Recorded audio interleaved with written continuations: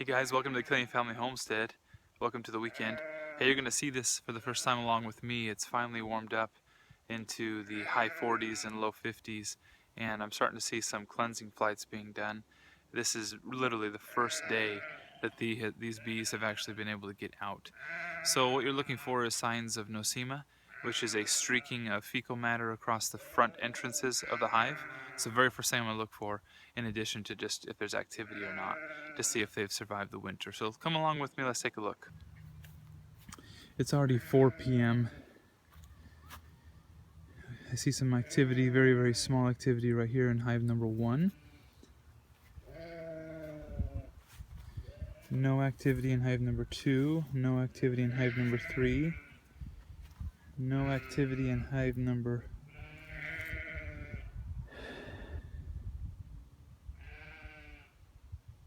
Nope, no activity. I thought I saw some movement. What I'm looking at right here, and that's why I paused, was you see this right here?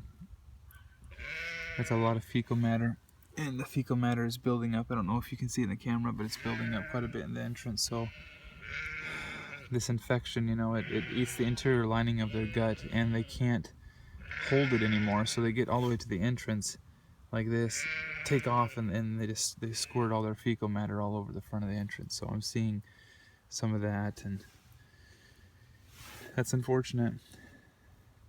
You see how these hives don't necessarily have that as much. This one does. So I've got some nosema signs on this sign this hive right here, which I need to look and see if they're even alive. And no activity in the last hive. 1, 2, 3, 4, 5, 6, 7. So this is hive number 7. No activity. I'm gonna go ahead and open this one up and see what I got.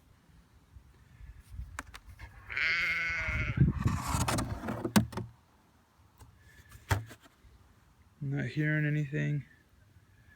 Not seeing anything. And that is the classic sign.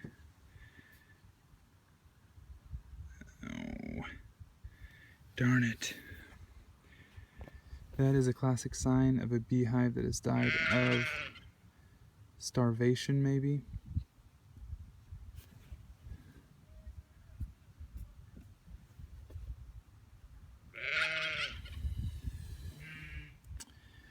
Shoot, guys. Let's break it apart and take a look here. Here's all the bees on the bottom. That is typical starvation, is what you see there. This is unfortunate. This was on record the wettest and coldest winter that this area has had.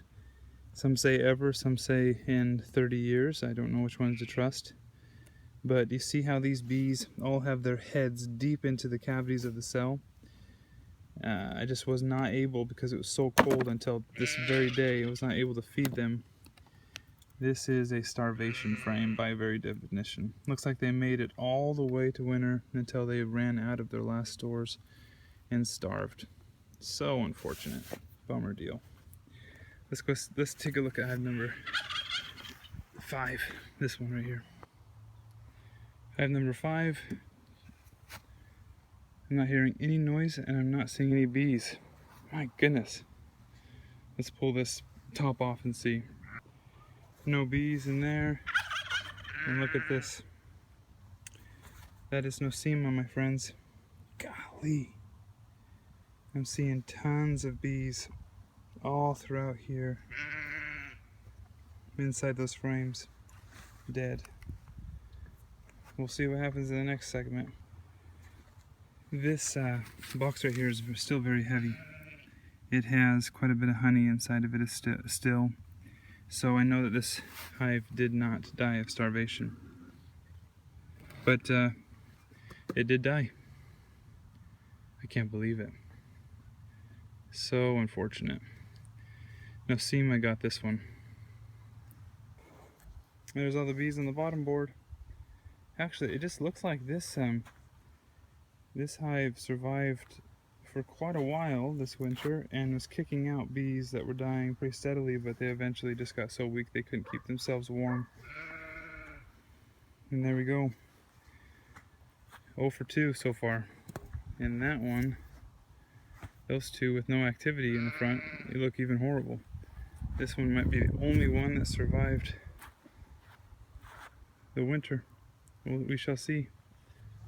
I had 5 hives, big hives, try to overwinter, and the first 2 I've checked, they've died.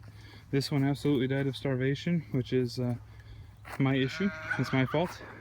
That was the cutout that was done very, very late in the fall, so I was just crossing my fingers and hoping. I did put a number of honey frames in there, so I think I did my part, but it wasn't sufficient. This one right here died of nosema, not starvation, because this is full of honey still. And there was no activity on either one of these, which is so scary because these 2 were my very successful hives last year. I don't know, guys. It's so unfortunate. This one has some bees coming and going, so, but there's quite a few ones dead in the front of the hive, so I don't know. Right on the inside the inner cover in this first super, I see, do I see honey anymore?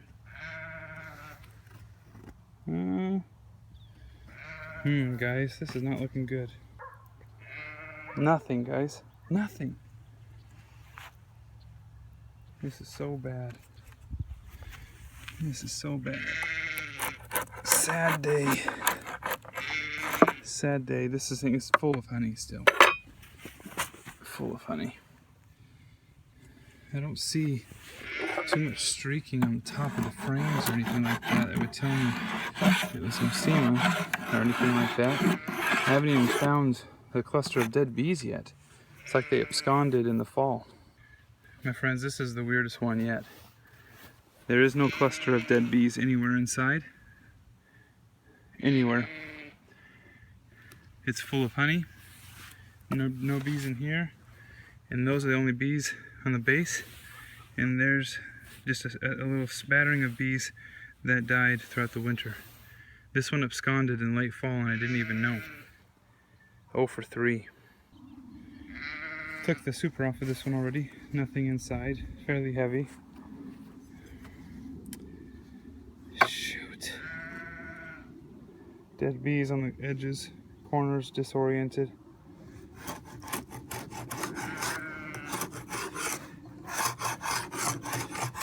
Nosema pretty badly right there. But I mean, there's no bees in this one. Again.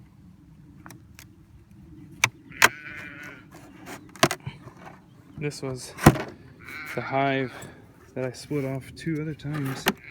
And this box is just totally full. And there's the bees right there. Yep, you guessed it. Hive number 3, toast.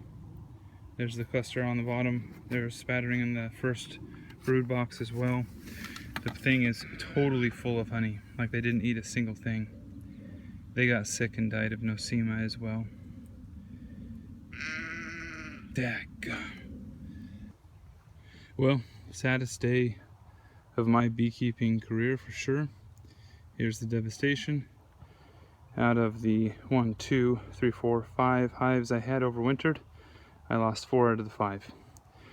Wettest, coldest winter in this area in a very long time, if not ever. And led to 1 starving, but starvation was not my issue. It never is, because I leave a lot of honey in the hive. This is nosema, and I'm angry, and I'll explain to you why, because this is all my fault.